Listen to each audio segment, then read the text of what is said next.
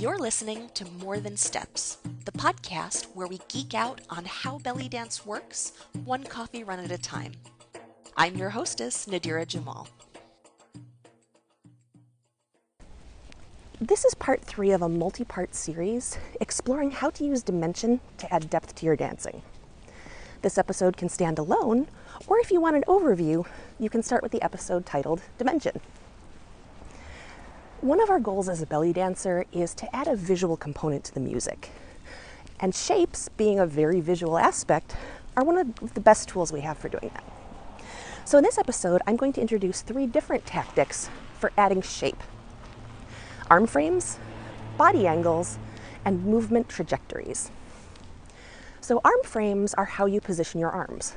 Literally, they're the shapes that you create with your arms. And like all dimensions, we can use them simply to create variety. If you're asking yourself, I'm bored, what should I do next? A really easy answer is make a different shape with your arms. But there are also practical reasons to choose one shape over another. For example, asymmetrical frames like the L, where one arm is overhead and the other one is extended, are great for drawing the audience's eye to one side of your body. So if you're doing something on the left, placing your arms in an L pointing leftwards will zoom the audience's eye right there. Narrow frames, like holding your palms together over your head, also create a long line that's aesthetically pleasing, and it also draws attention to any movements that break that line. Things like side-to-side movements like hip slides, or things that cause that line to undulate, like vertical 8s. But there are also emotional reasons for choosing different shapes with the arms, because our arms are a big factor in body language. For example, the V position creates this triumphant and proud quality. I know some dancers who call it V for victory. And our standard horizontal arm position is just very open and welcoming, which is one of the reasons why it's our go-to. Now, we can't talk about this in as much depth as I'd like because we have 3 areas to cover, but if you want some more detail, go check out my arm frames video in the Dimension library. Our second tactic is body angles. And this is simply what direction you face while you're on stage. And again, this can be a matter of simple variety. You can just use body angles to change things up when you're starting to feel stale and add texture to your dancing without overstuffing it. But again, there are practical reasons to choose one angle over another. For example, if you're doing a one-hipped movement like hip drops, doing them at a 3/4 angle, where you're making about a 45-degree angle to the audience, well, that gives them the best view of the movement. But more than any other dimension, body angles create very strong body language. And this is something that was called to my attention by Joe Paul Williams of 3 Pillars del Sart in New York. Each one of the body angles communicates something different. And we don't have time to cover them all, but here are the most common 3 that we use. In the front angle, where you're facing the audience head on, what you're communicating is what you see is what you get. You're open, you're not hiding anything. And this draws on and communicates uncomplicated, even primal emotions. So strength, hunger, desire, aggression, laying your heart bare, pure physicality. The 3/4 position that we talked about a minute ago, though, that holds something back. And so that creates more complicated emotions and tones. It can be mysterious, romantic, flirty, even mystical. And if you turn around and face the back, then you're breaking your personal connection to the audience, and especially that eye contact. You've left the audience behind. Either you ran away from them, or you dismissed them and walked away. And this can create different effects. One is more of a voyeuristic effect, which makes the audience aware that they're watching you. It also invites them to look at the details of what you're doing without being distracted by your personality, because they can't see your face and they can't see your expression. Now, for each of these positions, there is a wide range. And so, let's say you're facing forward while shimmying. Is that a show of strength, or is it you bearing your soul? Well, your body angle communicates the category.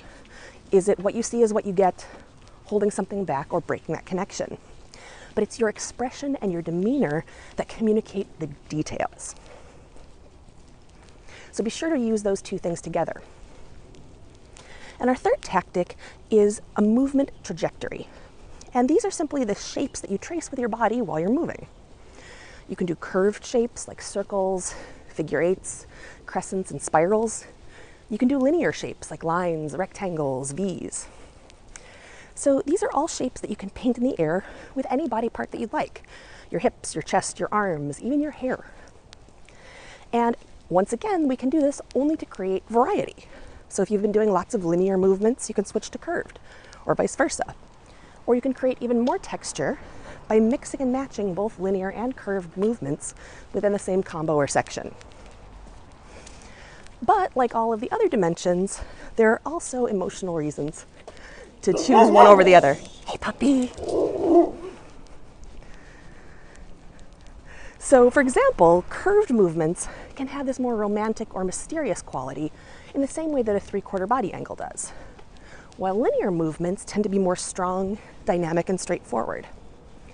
And what's interesting about this is that this is true even if they're both executed in a soft way. Just because a movement is linear doesn't mean that it's necessarily percussive. And you can even apply this idea of trajectories to your props. If you're working with a veil, a cane, a sword, or manipulating your skirt, you can create both linear and curved trajectories using each of these. So think about painting shapes in the air, whether it's body parts or props. So how do you apply these to your dancing?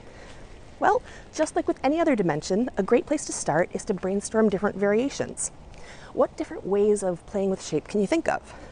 So list or sketch out as many arm positions, body angles, and trajectories as you can think of. Then I recommend that you go through your movement vocabulary and sort your moves into curved and linear movements. Now, there may be a few things that don't quite fall into either, like shimmies, and that's okay. They just don't have to go on the list for now. Then explore. Play around with as many different combinations of variations and moves as you can think of. You can watch yourself in the mirror, but it's definitely better to get yourself on video, since that will give you a better sense of what the audience is actually seeing.